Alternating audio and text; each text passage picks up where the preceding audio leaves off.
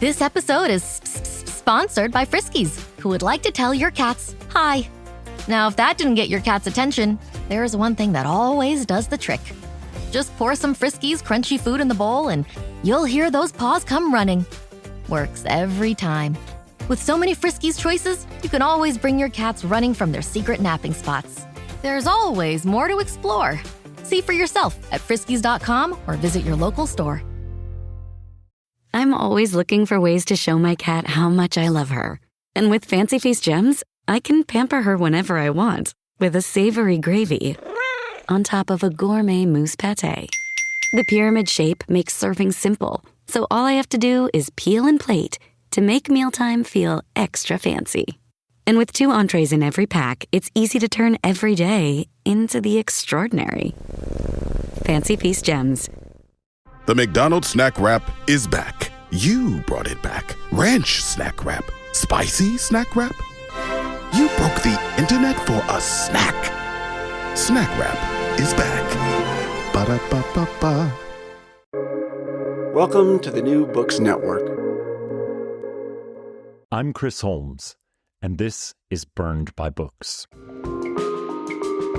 Here you'll find interviews with writers you already love, like Jennifer Egan and Rebecca Makkai, mixed in with up-and-coming voices like Alexandra Kleeman and Rumaan Alam. You'll find us wherever you listen to podcasts, but check out previous episodes at burnedbybooks.com and on Instagram and Twitter at burnedbybooks. Let's start the show.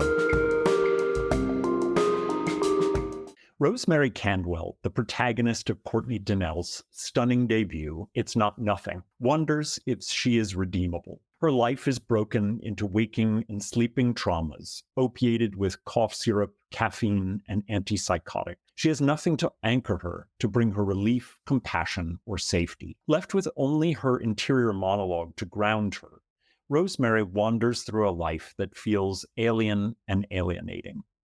It's Not Nothing is a novel in fragments about a life in pieces. But Courtney Denelle's evocative and original voice asks questions that reach far beyond one very human existence, into the soul of a society that would prefer not to see those that it casts off, that it considers not worth looking at or thinking about.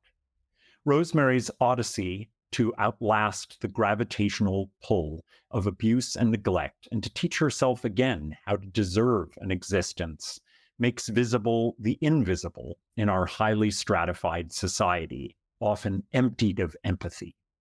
It's Not Nothing is a novel that demands that we recognize in ourselves the need for care and uplift, and to think nothing less of those we pass in the dark and from whose faces we too often turn away. Courtney Denelle is the author of It's Not Nothing, a novel in fragments drawn from her experience of homelessness and recovery, and the forthcoming novel, Real Piece of Work, an art world satire that explores image craft and the unbidden toll of a life lived in persona. Her stories have appeared in the Alembic, Tahoma Literary Review, Southampton Review, and elsewhere. Courtney was also the winner of the 2021 Poets and Writers Maureen Egan Award, and she has been a grantee from the Hawthorne Fellowship, a McCall Johnson Fellowship, as well as residencies from Hedgebrook and the Gentile Foundation. Welcome to Burned by Books, Courtney. Hi, thank you. Thank you for having me. It's lovely to have you. I want to start with Rosemary's kind of terrifying story. Her first-person narration pulls us really close to her and makes us feel everything that she feels. But it's also a story of endurance and a belief in self-worth that must come from outside society's visions of those who struggle. So I wonder, how did you first come up with Rosemary? And did you always envision her as a first-person narration? The making of this novel, and it was very much made, written and then assembled, is braided into my own experience of recovery. And in that way, I wanted to write a first-person novel in present tense that was that of a young woman responding. So in that way, the disasters have happened, the outcomes are here, And she is responding, learning to live alongside all that's past, for good, for bad, for ugly. And it also is really deeply tied to the real-time experience of recovery, whether that's trauma recovery or substance abuse recovery, of landing in a body for what maybe feels like the first time ever. A real punishing quality of self-awareness. Landing in a body is such an interesting term. Is that yours? I mean, I think so. I use it with my therapist often. I really like it. I think it's a wonderful way to describe that. But I'm sorry I interrupted you. Oh, no, that's quite all right. I mean, it is, somebody who is dealing with a psychiatric emergency, dealing with real-time trauma recovery, real-time substance abuse, isn't quite living in their body. They're kind of haunting themselves. They're not feeling real and certainly not feeling possible. And articulating that experience, I thought, could only be told in present tense. I think it's the writer Alexander Chi who said that when you write in first person in present tense, it kind of like hypnotizes you. It kind of casts a spell in a particular way. And so it enabled me. God, that guy is smart. Oh, I know. I know. So many essays I return to like they are like sacred texts. But it really enabled me to kind of time travel in a certain way, and write that real time experience of just the terminal present moment, being present but not really being all there. And so also in that way, this reading this novel is to experience my astonishment at the picture that it made. The picture of a self becoming, the picture of a self moving beyond the kind of fixed state of re-traumatization, moving towards understanding and moving towards connection too.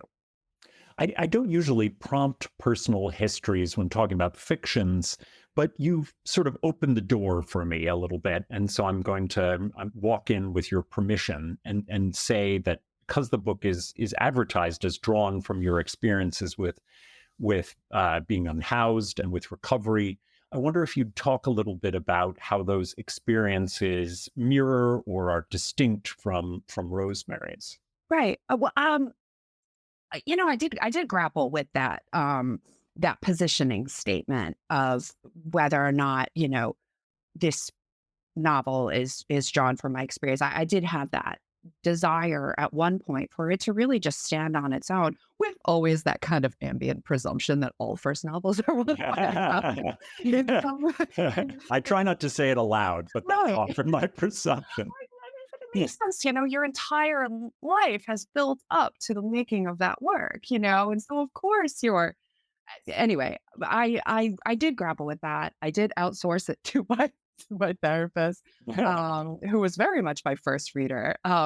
But ultimately, I think what I landed on was, specifying that it was drawn from my experience, but not to the extent of this, and this happened. But more to the point of what I was describing, which is that experience of recovery through art making, of a writer kind of becoming, shifting from the verb into the noun, which was very much my experience. And then the novel too speaks to that, in that it's not necessarily about what happened. It's about the toll of what happens manifests within. Back to that matter of response, a young woman responding. I don't really have qualms with,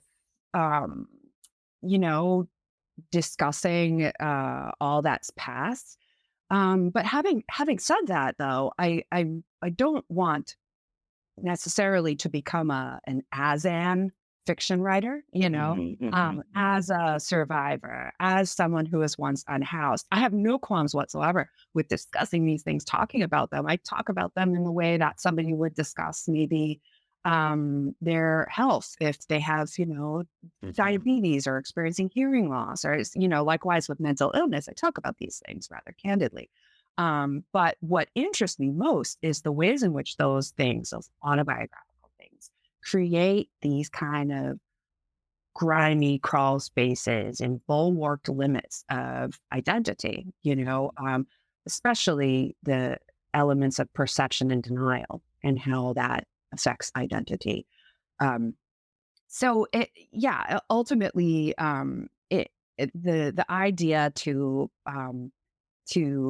establish that it was based on my experience was one that I considered, thought about, marinated on, but ultimately, it kind of is also the idea of outsider art, right? Like there is such a place for outsider art and visual art, the idea being art that's made outside of academia, with little to no instruction, and almost always having to do with mental illness in one way, shape, or form. And I think that's why I think I consider this particular novel to be a work of outsider art, in that it is just permanently braided into my own recovery, my own emotional well-being, and my own, dare I say, audacity in kind of making this work. Making this work with the intention that it was going to live in the world, was really at odds with my system of self-belief, that the way that which I had been conditioned to expect. And it's the optimism of art making. It's art, seeing as a source of recovery, articulating as a source of recovery. And I love that, the optimism of art making. Yeah. I mean, those, you show up for yourself every day, at your writer's desk, at your laptop, at your, legal pad with your number 2 pencil. You show up for yourself and you take those little steps, trusting that those little steps will build and cohere into something new. I mean, if that's not optimism, then I don't know, what are we even doing here? Yeah, precisely. I don't think there are many novels set in Providence, Rhode Island, which I think is a shame, and fewer still touching upon Pawtucket. I know these are your home turfs, but I think the niche cultural differences between Rhode Island and the rest of New England, and then the divide between these adjoining cities of Providence and Pawtucket, is a rich part of this novel. Could you talk about the importance of specificity of place in It's Not Nothing? Yes. I mean, I'm extremely interested in place-based fiction. I'm not alone in that. I mean, I think there's whole lit mags that are dedicated to place-based fiction. But I think what interests me most is how place affects the way people show up in the world, the way they think about themselves and other. I love being a Rhode Islander. I'm about it. You and everybody else in Rhode Island. Let's just be honest. I mean, honestly, we all have this kind of towny sensibility, right? The kind of pride that sometimes is indistinguishable from, an overcompensating kind of pride that's based in inferiority. Maybe, I don't know. Well, I think I mentioned to you at some point, one of my favorite T-shirts is from Frog and Toad, a great gift shop in Providence, and it has a big picture of Texas, and then Rhode Island is put in its actual size within Texas, and it says, "Don't mess with Rhode Island either," which I think Rhode Island either. Yeah, which I think gathers up both sides of what you're talking about there. Right. Yeah. I mean, I think one thing that makes it interesting is that everything's here, in terms of rural places, what's left of farm communities, really affluent towns, neighborhoods, of course, beach. We got that for days, but it just changes very fast. It changes to the scale of our little state here. Yeah, how many minutes does it take to get to Woonsocket from Providence? And you could not imagine a more different universe than Woonsocket. Right. It's all filled with these, really interesting, vibrant communities. Like in Woonsocket, they speak a dialect of Quebecois that is like long extinct elsewhere. And it even shows up in kind of the English colloquialisms of the area. Like you go to the cleansers and not the dry cleaner. You eat Oh, yeah. puffcorn and not popcorn. Mhm. Everyone is, throwing their laundry down the cellar. And Is I, this where they get accident room instead of ER? yes, That's the same. Okay. yes, yeah. And it's like it just becomes built into the fabric of who we are. And of course my experience is, you know, populated by class consciousness, blue collar upbringing, blue collar ways of being. That is also kind of has the long shadow of Catholicism, Mhm. uh, and the myriad ways that can show up in the psychology of a person, of a family. Back to perception and denial. Some of the stories that we tell ourselves, by we I mean like me. Yeah. um, so that we tell The our royal we. right. Exactly. The stories we tell ourselves in order to, bear kind of our station in life, has to do or had to do, at least in my experience, with misery as a rite of adulthood, learning to take a beating.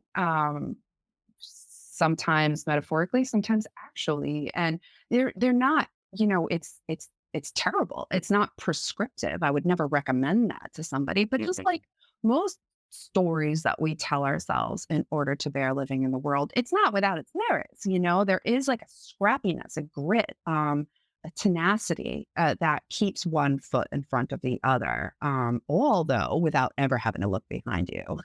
Hmm. The terminal present moment. My experience that, the the weight of Pawtucket, which made me, no matter where I go or what I do, my birth certificate will always say born in Pawtucket, Rhode Island. Um, At uh, Memorial Hospital? that's right. That's right.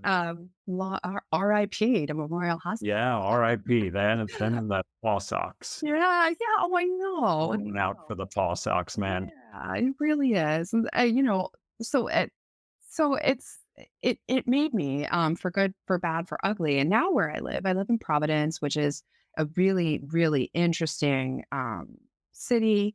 I love it here. There's definitely is a small town city that It's the perfect size in a lot of ways. oh, it is. 'Cause it's got everything, but you can walk it and you can bike it and Yeah, it's certainly a walkable city, a bikeable city. It's really rich in arts and in food. People can really let their freak flag fly here. But there are, of course, deep class divides in this city. I mean, no, we didn't like invent that. It's got yeah. Finding a new job is stressful. But with Indeed, it doesn't have to be. Just fill out your Indeed profile with your skills, experience, and desired salary. The more you fill out, the better your matches will be. And hearing from hiring managers will be 2 times more likely. Relax. That's your Indeed profile sending opportunities your way. Indeed, the world can work better. What does every USAA member have in common? Family. We're one big family who supports the military community and their eligible families. And if you, your parent, or spouse served, you could join our family and save big on auto insurance. Visit USAA.com/join today to check your eligibility. Membership eligibility and product restrictions apply and are subject to change. USAA means United Services Automobile Association and its affiliates, San Antonio, Texas. Only in Providence. Right, Doesn't right. happen in other U.S. cities. we alone are bearing the cost. No, but it's of course deepening, and through the years, I think they always in Providence and elsewhere, they always call it the town gown dynamic, the impact of universities, the impact of the culture surrounding universities and what it maybe does to people who live here. I myself have only ever had jobs where I was serving others, where I was serving students, where I was serving out of towners. And seems like in the past few years, the economy ideal to, according to like the government or local government, has been to shift in the direction of attracting outsiders while neglecting people that live here. And, that kind of creates, of course, it creates an animosity. It also, one of the finest aspects of this city, which is the arts culture here. Everybody just getting weird with it in Providence,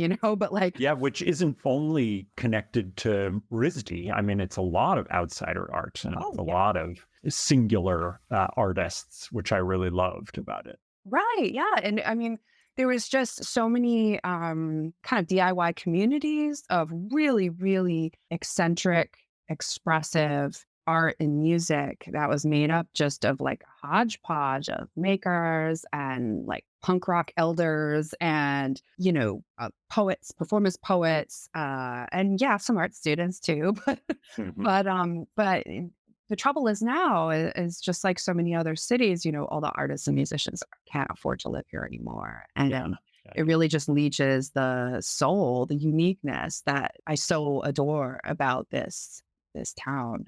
Again, we didn't invent that, but I also, as a writer, I'm a product of that community, that circle. But as a noticer, not as a participant, a spectator to the spectacle, which, made me think on the page, something a little different, like not a spectator per se, but maybe a spy, kind of noticing all the time. All good writers have to be spies, I think. Right. Yeah. And also, nothing surprises somebody who pays attention, and so it's a way of trying to be in the world, trying to bear the weight of this, particular moment that we live in. I want to talk about the form of the novel. To my mind, the fragmentation of the novel mirrors in a lot of ways the fragmentation of Rosemary's life, cut off from family in a constant state of flux with housing and in work, and indeed fragmented from addiction and recovery. And I'll use your term, not having landed in a body quite yet. Could you discuss the sort of form-content interplay in the novel? Well, in terms of my forebears, my literary forebears, I draw so much inspiration from real masters of short fiction. I'm really interested in concision and kind of compaction at the fragments, the way that sentences move within fragments. It really met the needs of, what you were describing, which was that discomforting, terrible, punishing quality of self-perception. And utilizing the white space on the page, though, to hold space, for lack of a better phrase, for contradiction, having landed in a body or entering into that process. Rosemary finds that there's not one person sitting behind her eyes, pushing buttons and pulling levers. There's a whole cast of characters behind her eyes. They all have something to say. Most often, they're all grabbing for the mic. And a lot of what they have to say is conflicting, completely at odds with one another. And in the process of her recovery, Rosemary is coming to or trying to understand that they're not all right and they're not all wrong. And again, that use of fragmentation really met the needs of the present experience of Rosemary, as she said, describing the water as she drowns. It also enabled me to lean into humor.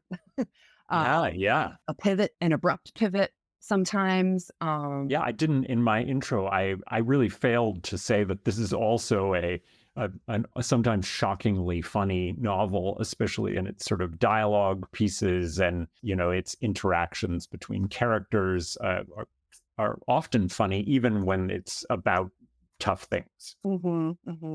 Yeah, I mean, there's like Rosemary has a mordant wit. She's whistling in the graveyard sometimes, it seems. Mhm.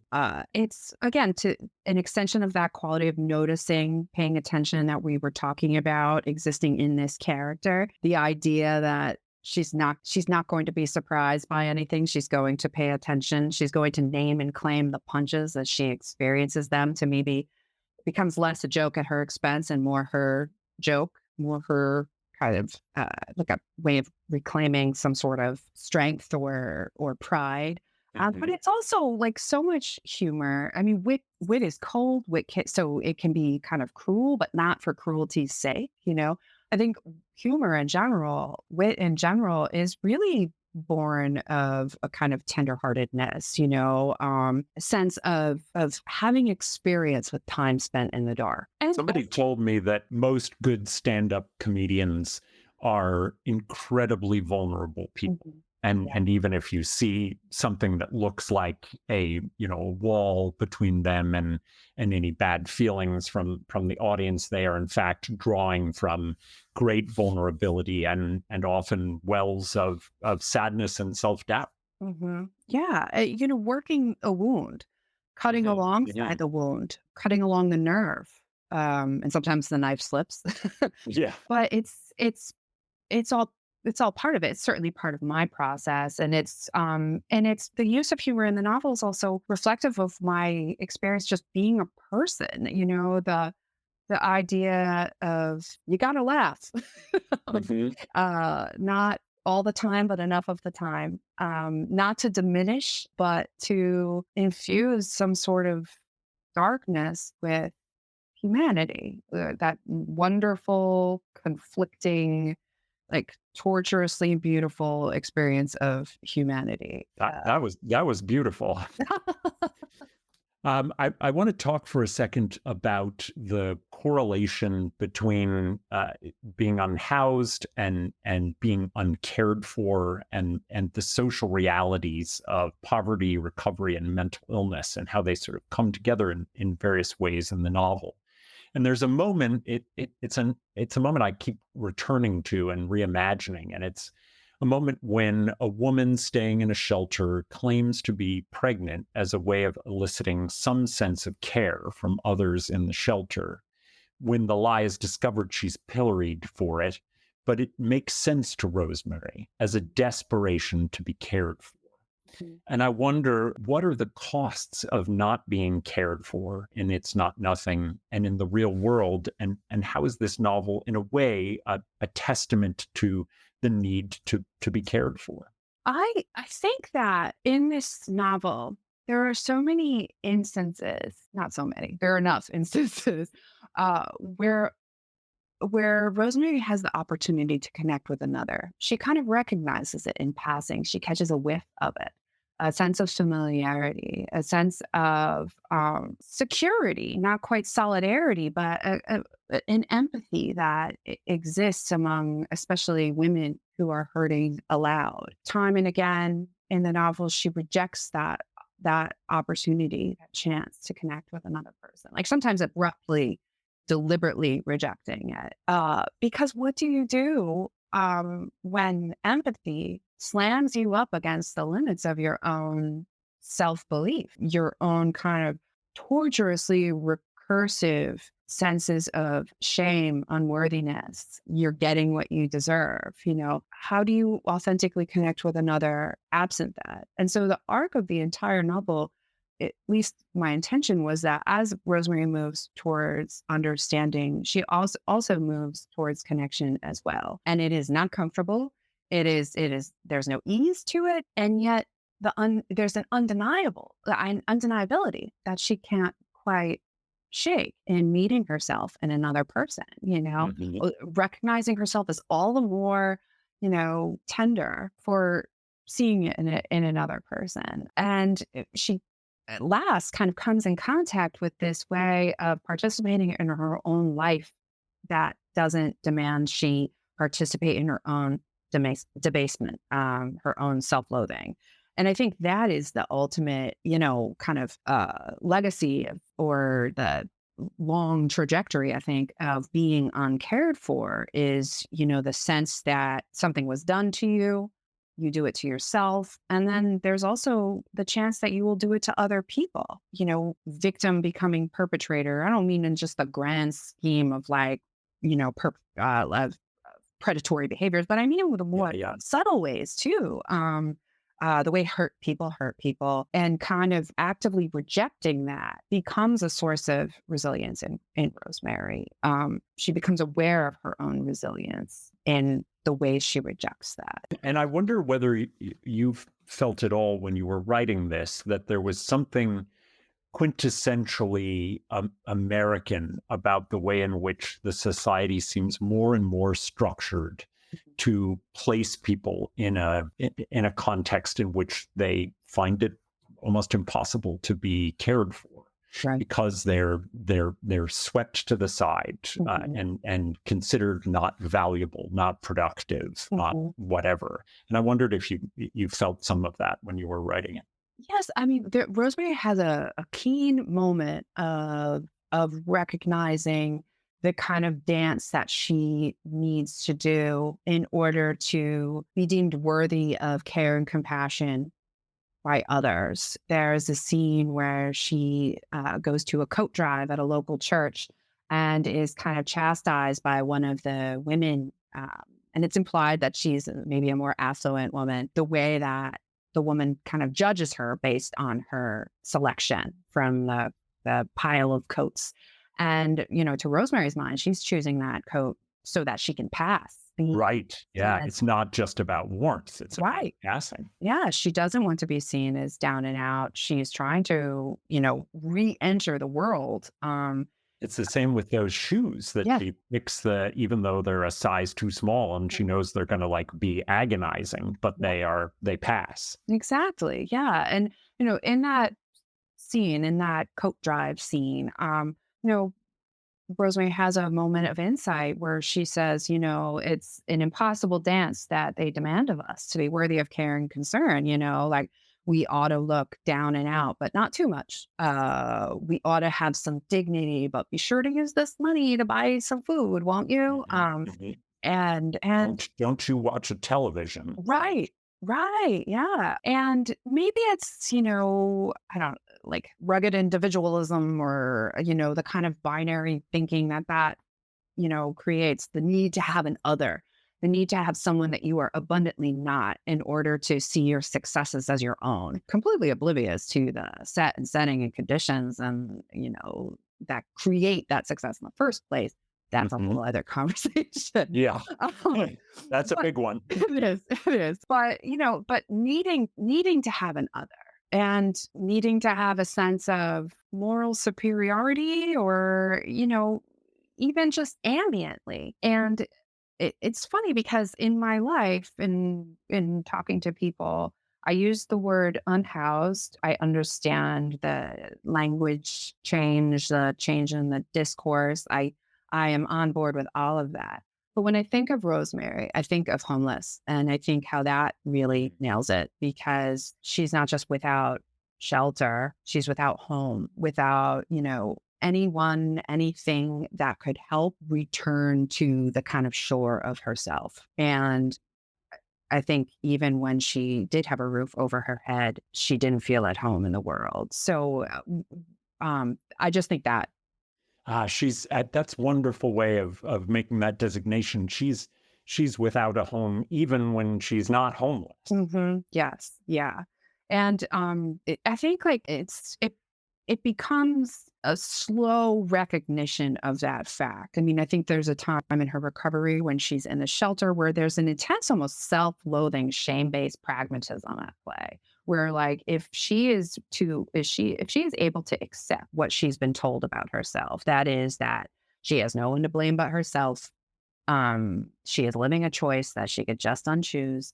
Well, then she'll unchoose it. She'll just hate herself. She'll carry that torch of shame. That will be if she ever lowers it ever slightly, there's a chance it might happen again. There's a chance that what they say is true, that she is irredeemable. So you carry that shame torch high.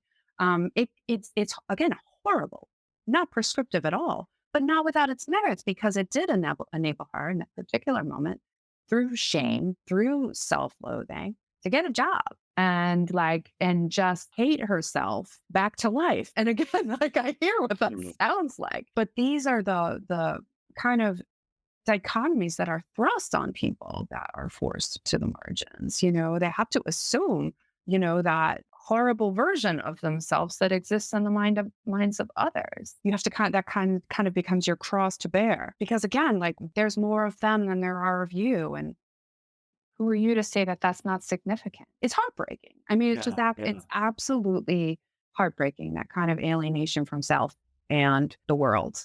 It's homelessness. Yeah. One of the major questions of the novel is whether completely recovering from abuse, addiction, and poverty is possible. Rosemary thinks about how teeth do not recover in an addict, and it prompts her to wonder about which parts of herself, physical or emotional, will not be able to heal. What does this story do with the idea of what is not recoverable? I think in that particular moment in the novel that you're describing, she's trying to think, like, almost appropriate a kind of quality of self-acceptance that accepts that she is irredeemable, that her nature is constant, and that it's always going to make itself known. It's almost like an inherent, like, DNA or something. Right. Yeah. Well, and it becomes almost a way of, like, bootstrapping, for lack of a better phrase. She's going to take that on and act accordingly. And that acceptance might be what enables her to keep one foot in front of the other. As she recovers, as she, connects with a therapist, begins to understand, the quality of her own mind, or at least open to all the versions of herself within her have to say, she kind of moves away, not from irredeemability, but from the idea that the wound is there to greater and lesser degrees, but the charge of it isn't quite as acute with time, with practice. All those steps build and cohere into something new. And I as a Rhode Islander, I often think in ocean metaphors. And I think it's like riptide, to swim out of riptide, you can't swim into it or against it. You have to swim alongside it until you feel the charge of it lessen. And then you're able to safely make your way to shore. And I think that becomes an apt metaphor for Rosemary's recovery, for my recovery, for, learning to live alongside all that's past. There really is no other side to it. You're always just learning to live alongside it in all of the different ways that it maybe warps and contorts with time. But with enough practice, with enough remembering, you realize you have experience to draw upon. Like, oh, this emotional weather will pass because that's what emotional weather does. Like, just like the tide will come in because that's what it does, the tide will also go out. But the ocean still remains. I know. Ocean steak gal for life. This episode is brought to you by Nespresso Virtual Coffee Machines. Ready to enjoy the bold flavors of barista quality Nespresso iced coffee at home? Simply fill a glass with ice and press the brew button on your virtual pop machine to enjoy rich double espressos roasted to stand up even when chilled. Refreshingly bold iced coffee. Refreshingly easy to make at home. Visit Nespresso.com to shop now. My cat Freddie loves to be brushed and cuddled. But stirring up his cat allergens meant sneezing and itchy eyes.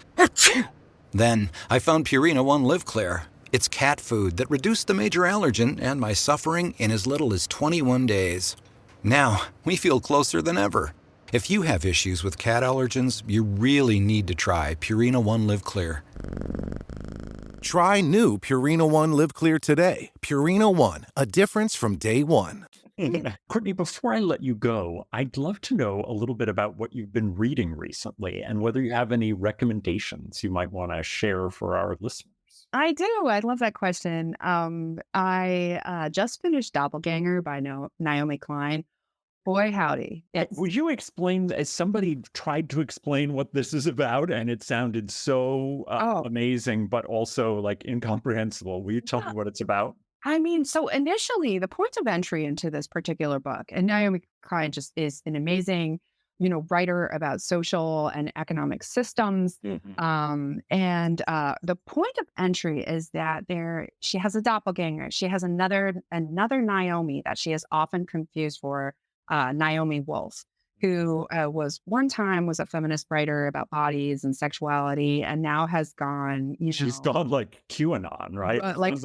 Right. Yeah. Full tinfoil hat. And, but because Naomi Klein is absolutely brilliant, that becomes a point of entry into, thinking about duality, thinking about doppelganger systems, the doppelganger self, the idea of the other as a shadow self. And so she's not just articulating this and that as self and other. She's interested in the ways in which she, like, parts of herself or ourself or our like leftist worldview is present in this kind of insanely right-wing, conspiracy theorist mirror world. She calls it the mirror world. It's absolutely fascinating. It's absolutely brilliant. I recommend that if you read it with a buddy that you can text in real time. Nice. I love while you're reading, because it is just really, really, so it's so brilliant and shocking, but almost calming too, because it's delivering some understanding, or at least putting the pieces on the board for some kind of understanding that is good medicine against hopelessness. It really is. What a fantastic review of I'm in. Also, the story collection I Meant It Once by Kate Doyle. Absolutely brilliant. I love stories that center friendships, the complexity of friendships, especially among young women. It's just brilliant. It's so funny. People Collide by Isle McElroy. I've heard a lot about this one. So good. Left me like existentially concussed in the best way. And also Tell Me One Thing by Carrie Schlotman. Love, love, love. We Were the Universe by Kimberly King Parsons. It's not out until May, but I like her a lot. Blacklight was phenomenal. Her story collection from a couple years ago. The novel is just like it's a knife that catches the light. And I love that. Also, Attachments by Lucas Mann is an essay collection that's coming out in May about fatherhood. Lucas is, brilliant, sharp, funny, warm, compassionate, and it all shows up in the page. Wintertime tends to be the season of rereading for me. I'm a big rereader. I'm rereading Dear Friend from My Life, I Write to You in Your Life by Yi-Young Lee. In preparation for an event this spring, I'm rereading all the work of Emily St. John Mandel. And of course, who is a blurber of yours. Which she is. Pretty awesome. She is as kind as she is amazing. But so she has the big ones that she's so well known for: Station 11, Glass Hotel, Sea of Tranquility. But her first novel, the Montreal one, it's Last Night in Montreal, so good. So good. Yeah. Good. And so I'm rereading that. And also, if you'll allow me, Galley Gods, I'm sending it out there. If you could please find it in your heart to send me Liars by Sarah Manguso, the novel that's coming in mid 2024. Oh, that would just be, that would be everything. What was her previous book that was a sort of, it was in list form or fragment form? Oh, so 300 Arguments. Yes. Yeah. Amazing. I mean, she's just a master of concision. Her first novel came out, I think it was in 2022, because she was doing poetry, kind of like prose. I mean, kind of just this ineffable, genre of just brilliance. But her first novel came out a couple years ago called Very Cold People, and it definitely just cuts along the nerve of a New England experience. the experience of being from here, growing up here. But so, yeah, if I could, I'm willing it. I'm like, my hands are up. I'm willing the universe to somehow get that galley into my mailbox. If you don't get any reps from her publisher, I'm going to get you an ARC or a galley. Yeah, I would. That'll be my repayment for your great interview. So I would be forever grateful. Yeah. So yeah, that's a heck of a list, which I've read only Kate Doyle. So I've got some reading in front of me. Well, it's the slow season, and winter passes easier, to my mind at least, when you surrender to the rhythm of the season. Like when I try to keep just marching on, unperturbed by the weather, or convincing myself that I'm unperturbed by the weather, it just no good can come of that. So when I surrender to the rhythm of the season, almost always involving deep reading, rereading, many blankets, and a cup of coffee, I find that I'm able to enjoy it. I like this. This sounds like Hygge. I don't know if it's still in vogue to do the like Danish, Scandinavian snuggle up with book, but I mean, that seems the only way to get through these kinds of winters. So cozy, cozy, cozy. Love it. Well, thank you so much, Courtney. I love this novel. It's Not Nothing. And I think everyone should read it. I think it's an important novel. I think it's a beautiful novel. And I'm really so pleased that we got to talk about it. Thank you. And that's so kind of you to say. I loved chatting with you, and I'm so grateful to be here. Thank you so much. Thank you. Well, that's all from me for now. My thanks to Courtney Denelle for coming on the show to talk about her debut novel, It's Not Nothing. You can find links to purchase It's Not Nothing and all of Courtney's amazing recommended new books and rereads at the website, burnedbybooks.com.